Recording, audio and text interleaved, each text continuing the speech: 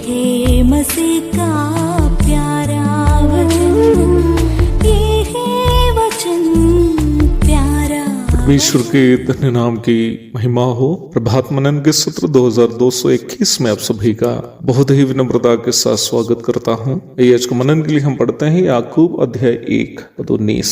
हे मेरे प्रिय भाइयों, ये बात तुम जान लो, हर एक मनुष्य सुनने के लिए तत्पर और बोलने में धीर और क्रोध में धीमा हो। हम एक ऐसा जमाने में जीवन व्यापन कर रहे हैं जहाँ हर किसी को अपने मन में जो भी है उसे दूसरों तक पहुंचाने का अवसर है। विशेषकर बहुत सारे जो सामूहिक माध्यम आज उपलब्ध है, उन सामूहिक माध्यमों के द्वारा अपनी पसंद या नापसंद को दूसरों तक पहुंचाने का अवसर हर किसी को आसानी से उपलब्ध है। हमारे मनन का विषय सामूहिक माध्यम अथवा सोशल मीडिया नहीं होने के कारण उस विषय पर मैं ज्यादा टिप्पणी करना नहीं चाहता हूँ, पर मैं इतना केवल कहना चाहता हूँ कि सोशल मीडिया के जो आम स्वभाव को देखा जाए, लोग ज्यादातर उन सब माध्यमों के द्वारा दूसरों को सिखाना और समझाना अधिक पसंद करते हैं, परंतु दुखजनक बात यह है कि स्वयं सीखना लोग पसंद नहीं करते हैं। यहाँ परमेश्वर के वचन हमसे आग्रह कर रहा है कि हमें सुनना ज्यादा है और बोलना कम है। ये बात केवल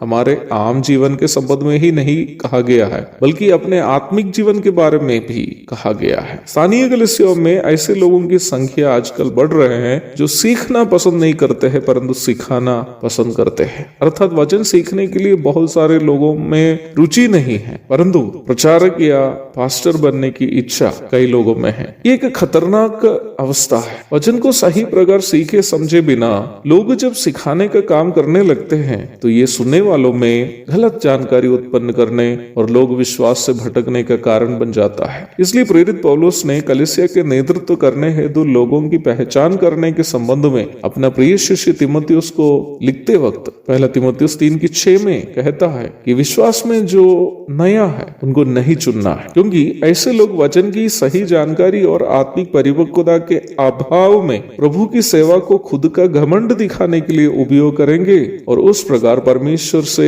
दंड का पात्र बन जाएंगे। हमारे चारों ओर इसके लिए हम कई उदाहरण देख भी सकते हैं। मैं ऐसा एक प्रचारक को जानता हूं जो खुद अपनी बीवी और बच्चे को देखता नहीं है, उनकी देखरेख नहीं करता है, परंतु प्रेम के बारे में प्रचार करता है। कितने दुखजनक अवस्था है ये। परमेश्वर के वचन हमें चेताता है कि इस प्रकार के लोगों को वही दंड मिलेगा जो शैतान ने घमंड करके कमाया है। अर्थात परमेश्वर की सेवा करने के लिए शैतान को जो स्वयं एक भूतपूर्व करूप था, उनको जो अवसर मिला था, उन्होंने प्रभु की सेवा करने का जो पदवी मिला उससे अपने आप को ऊंचा करने के लिए उपयोग किया, तो वो परमेश्वर से दंड का पात्र बन गया। वर्तमान काल के कई प्रचारकों और अगुओं का भी हाल भिन्न नहीं होगा, सावधान रहिएगा। इसलिए जो लोग वचन का प्रचार करना चाहते हैं उनको चाहिए कि पहले उसे सही प्रकार सीखे और समझे और फिर अपने जीवन में लागू करे, तब उसके प्रचार के लिए जाए। मैं कभी भी लोग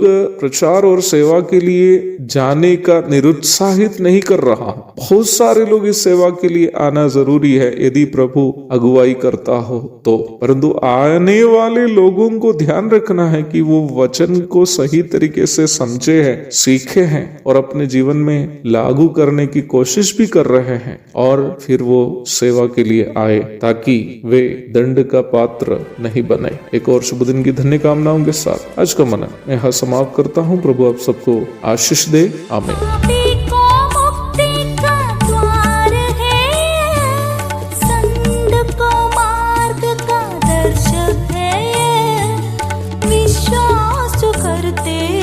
उसके लिए अनंत जीवन का साधन है।